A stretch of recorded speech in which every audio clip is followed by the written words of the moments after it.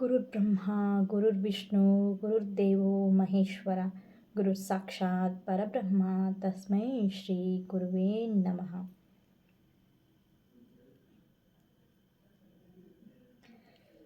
ಈ ಒಂದು ವಿಡಿಯೋ ಒಳಗೆ ನಾವೇನು ಮಾಡೋಣ ಅಂದ್ರೆ ಭಗವದ್ಗೀತೆ ಅನ್ನೋದು ಏನು, ಭಗವದ್ಗೀತೆಯನ್ನು ನಾವು ಯಾವ ರೀತಿ ಸ್ವೀಕಾರ ಮಾಡಬೇಕು ಅನ್ನೋದನ್ನು ಈ ವಿಡಿಯೋ ಒಳಗೆ ನೋಡೋಣ. ನಾವು ಭಗವದ್ಗೀತೆಯು ಗೀತೋಪನಿಷತ್ತು ಎಂದು ಪ್ರಸಿದ್ಧವಾಗಿದೆ. ಭಗವದ್ಗೀತೆ ಏನಾಗಿದೆ ಅಂದರೆ ಗೀತೋಪನಿಷತ್ತು ಅಂತ ಹೇಳಿ ಪ್ರಸಿದ್ಧವಾಗಿದೆ.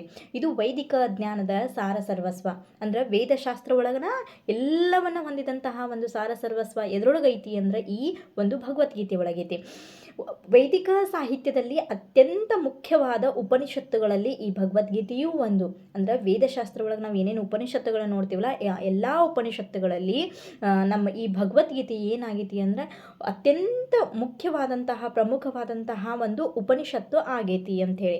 ಹಾಗಾದ್ರೆ ಈ ಭಗವದ್ಗೀತೆಯ ಅಂತರಾರ್ಥವನ್ನು ಭಗವದ್ಗೀತೆಯಲ್ಲಿ ಯಾವ ರೀತಿ ಹೇಳಿದೆ, ಇದನ್ನ ಅಂತರಾರ್ಥವನ್ನು ನಾವು ಯಾವ ರೀತಿ ಪಡ್ಕೊಳ್ಬೇಕು, ಭಗವದ್ಗೀತೆಯ ಅಂತರಾರ್ಥ ನಮಗೆ ಎಲ್ಲಿ ಸಿಗ್ತೈತಿ ಅಂದ್ರೆ ಈ ಭಗವದ್ಗೀತೆ ಒಳಗಿರೋ ನಾವು ನೋಡಬೇಕಾದ್ರೆ ಈ ಭಗವದ್ಗೀತೆಯನ್ನು ಪ್ರತಿಯೊಬ್ಬರು ಓದಿದಾಗ ಪ್ರತಿಯೊಬ್ಬರು ಅವರದೇ ಆದಂತಹ ಒಂದು ವೇ ಒಳಗೆ ಓದ್ಕೊತ ಹೋದಾಗ ಅವರಿಗೆ ಅವರ ಜೀವನದಲ್ಲಿ ನಮ್ಮ ಜೀವನದಲ್ಲಿ ನಾವೆಲ್ಲರೂ ಒಂದು ಮಹಾಭಾರತ ಯುದ್ಧನ ನಡೀತಿರ್ತೈತಿ.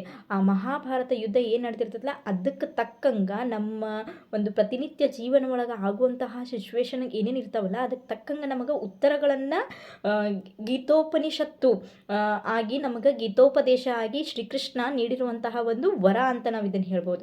ನಮ್ಮ ಜೀವನದಲ್ಲಿ ನಡೀತಕ್ಕಂತಹ ಮಹಾಭಾರತಕ್ಕೆ ಉತ್ತರ ನಮಗೆ ಇಲ್ಲಿ ಸಿಗ್ತೈತೆ. ಹಾಗಾದ್ರೆ ಎಲ್ಲರೂ ಒಂದು ಪ್ರತಿಯೊಂದು ಬೇರೆ ಬೇರೆ ಬೇರೆ ಬೇರೆ ಆದಂತಹ ರೀತಿಯಲ್ಲಿನೇ ಈ ಭಗವದ್ಗೀತೆಯನ್ನು ನೋಡ್ತಾರೆ. ನಾನು ತಿಳಿದ ಹಾಗೆ ಭಗವದ್ಗೀತೆ ನಿಮಗೆ ಅರ್ಥ ಆಗದೆ ಇರ್ಬೋದು, ನಿಮಗೆ ಅರ್ಥ ಆದ ರೀತಿ ಭಗವದ್ಗೀತೆ ನನಗೆ ಅರ್ಥ ಆಗದೆ ಇರ್ಬೋದು. ನನ್ನ ಜೀವನದೊಳಗೆ ನಡೆಯುವಂತಹ ಸಿಚುವೇಶನ್ಗಳ ನಾ ಯಾವ ರೀತಿ ಈ ಭಗವದ್ಗೀತೆಯನ್ನು ಒಪ್ಕೋತೇನೆ ಅನ್ನೋದು ಅದು ಬೇರೆ ವಿಷಯ ಆಗಿರ್ತೈತಿ. ನಿಮ್ಮ ಜೀವನದೊಳಗೆ ಏನಾಗ್ತಿರ್ತಾವಲ್ಲ ಅದಕ್ಕೆ ತಕ್ಕಂಗೆ ಈ ಭಗವದ್ಗೀತೆ ನಿಮಗೆ ಏನಾಗ್ತೈತಿ ಅಂದ್ರೆ ಹೊಂದಾಣಿಕೆ ಆಗ್ತೈತಿ. ಅಂದರೆ ಎಲ್ಲರೂ ಜೀವನ ಒಳಗೆ ಏನು ಮಾಡ್ತೀವಿ ಅಂದ್ರೆ ಮಹಾಭಾರತ ಯುದ್ಧ ನಡೀತೈತಿ, ಎಷ್ಟೊಂದು ಯುದ್ಧ ನಡೆಸ್ತಿರ್ತೀವಿ ನಮ್ಮ ಜೀವನ ಒಳಗೆ. ಅದಕ್ಕೆ ತಕ್ಕಂತೆ ಆ ಸಿಚುವೇಶನ್ಗೆ ತಕ್ಕಂತೆ ಉತ್ತರ ನಮಗೆ ಎಲ್ಲಿ ಸಿಗ್ತಾವು ಅಂದ್ರೆ ಭಗವದ್ಗೀತೆಗಳು ಇರ್ತಾವೆ. ಆದರೆ ಎಲ್ಲರೂ ಈ ಭಗವದ್ಗೀತೆಯನ್ನು ಒಂದೇ ರೀತಿಯಾಗಿ ಅರ್ಥ ಮಾಡ್ಕೊಳ್ತಾರೋ ಅನ್ನೋದನ್ನು ತಪ್ಪಾಗ್ತೈತಿ. ಎಲ್ಲರೂ ಈ ಭಗವದ್ಗೀತೆಯನ್ನು ಬೇರೆ ಬೇರೆ ಬೇರೆ ಬೇರೆ ರೀತಿಯೊಳಗಡೆ ನೋಡ್ಕೊತ ಹೋಗ್ತಾರೆ. ಭಗವದ್ಗೀತೆ ಇರೋದು ಒಂದೇ, ಆದರೆ ಆ ಸಿಚುವೇಶನ್ಗೆ ತಕ್ಕಂತೆ ಈ ಭಗವದ್ಗೀತೆ ಒಳಗಿರುವಂತಹ ಉಪದೇಶಗಳು ನಮಗೇನಾಗ್ತಾವೆ ಅಂದ್ರೆ ಸುಲಭ ಸಿಗ್ತಾವು ಅಂತ ಹೇಳಿ ಈ ಭಗವದ್ಗೀತೆಯ ಅಂತರಾರ್ಥವನ್ನ ಭಗವದ್ಗೀತೆ ಒಳಗಡೆ ಹೇಳಿದ್ದಾರೆ. ಈ ಭಗವದ್ಗೀತೆಯ ಅಂತರಾರ್ಥ ನಮ್ಗೆ ಎಲ್ಲಿ ಸಿಗ್ತೈತಿ ಅಂದ್ರೆ ಇದ್ರ ಒಳಗಿರುವಂತಹ ಅಂತರಾರ್ಥ ಎಲ್ಲೈತಿ ಅಂದ್ರೆ ಈ ಭಗವದ್ಗೀತೆ ಒಳಗನ ಐತಿ.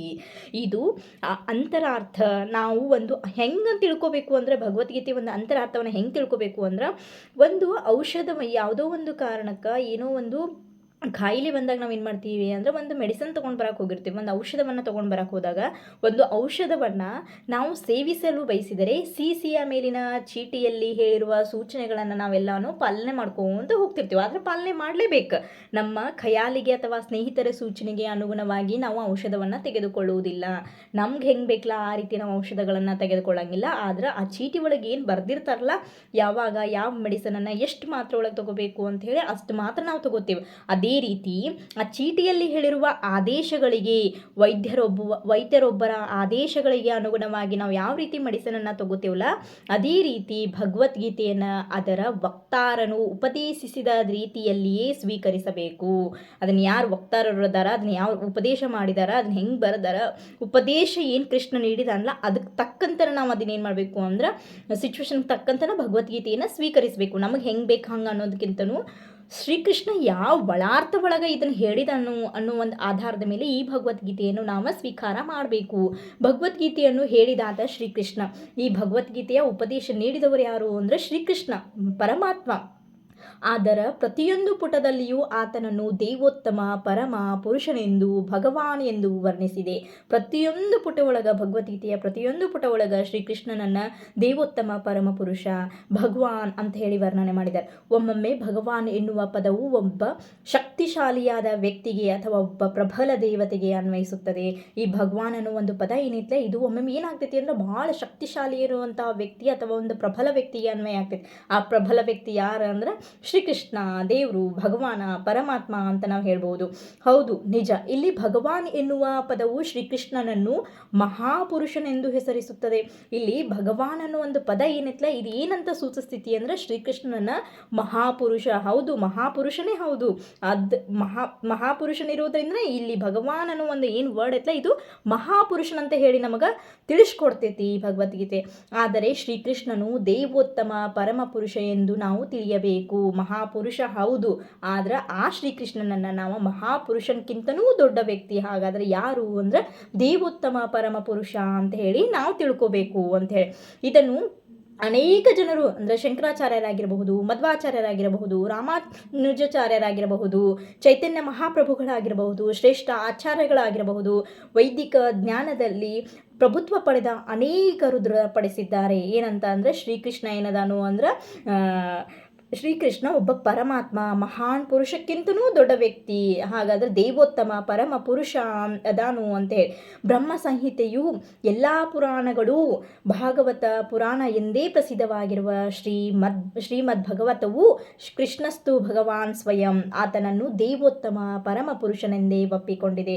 ಆದುದರಿಂದ ನಾವು ಭಗವದ್ಗೀತೆಯನ್ನು ಯಾವ ರೀತಿ ಒಪ್ಕೊಳ್ಬೇಕು ಅಂದ್ರೆ ಸ್ವಯಂ ಭಗವಂತನೇ ನಮಗೆ ಇದನ್ನು ಉಪದೇಶ ಮಾಡಿದಾನು ಅನ್ನೋ ಒಂದು ರೀತಿ ಒಳಗೆ ಈ ಭಗವದ್ಗೀತೆಯನ್ನು ನಾವು ಸ್ವೀಕಾರ ಮಾಡಬೇಕು. ಈ ಭಗವದ್ಗೀತೆಯನ್ನು ನಮ್ಮ ಲೈಫ್ ಒಳಗೆ ನಾವು ಯಾವ ರೀತಿ ಉಪದೇಶ ಏನೈತಲ್ಲ ಇದನ್ನು ನಾವು ಯಾವ ರೀತಿ ಸ್ವೀಕಾರ ಮಾಡಬೇಕು ಅಂದರೆ ಸ್ವಯಂ ನಮ್ಮ ಜೀವನದೊಳಗಾಗುವಂತಹ ನಡೆಯುವಂತಹ ಎಲ್ಲ ಸಿಚುವೇಶನ್ ಒಳಗೂ ಉತ್ತರ ಆ ಶ್ರೀಕೃಷ್ಣನೇ ಕೊಡಾತಾನು ಅನ್ನೋ ಒಂದು ರೀತಿ ಒಳಗೆ ಶ್ರೀ ಭಗವಾನೇ ನಮಗೆ ಏನು ಮಾಡತಾನು, ಸ್ವಯಂ ಭಗವಂತನೇ ನಮಗೆ ಉತ್ತರ ನೀಡತಾನ, ನಿರ್ದೇಶನ ಮಾಡತಾನ ಅಂತಲೇ ಹೇಳಿ ಇದನ್ನು ಭಗವದ್ಗೀತೆಯನ್ನು ನಾವು ಸ್ವೀಕಾರ ಮಾಡಬೇಕು. ಇಲ್ಲಿ ಯಾರೋ ಬರೆದಾರು, ಈ ಬರೆದಂತಹ ಲೇಖರು ಯಾವ ರೀತಿ ಬರೆದಾರು, ಅವರು ಹೇಳತಾರು ಅನ್ನೋ ಒಂದು ಭಾವನೆಯನ್ನು ಬಿಟ್ಟು ಶ್ರೀಕೃಷ್ಣ ದೇವೋತ್ತಮ ಮಹಾನ್ ಪುರುಷ ನಮಗೆ ಇದನ್ನು ಉಪದೇಶವನ್ನು ಮಾಡತಾರು ಅಂತ ಹೇಳಿ ನಾವು ಈ ಭಗವದ್ಗೀತೆಯನ್ನು ಏನು ಮಾಡಬೇಕು ಅಂದ್ರೆ ಸ್ವೀಕಾರ ಮಾಡಬೇಕು ಅಂತ ಹೇಳಿ ಇವತ್ತಿನ ವಿಡಿಯೋ ಒಳಗೆ ನಾವು ಭಗವದ್ಗೀತೆಯನ್ನು ಯಾವ ರೀತಿ ಸ್ವೀಕಾರ ಮಾಡಬೇಕು ಅಂತ ಹೇಳಿ ತಿಳ್ಕೊಂಡೇವಿ.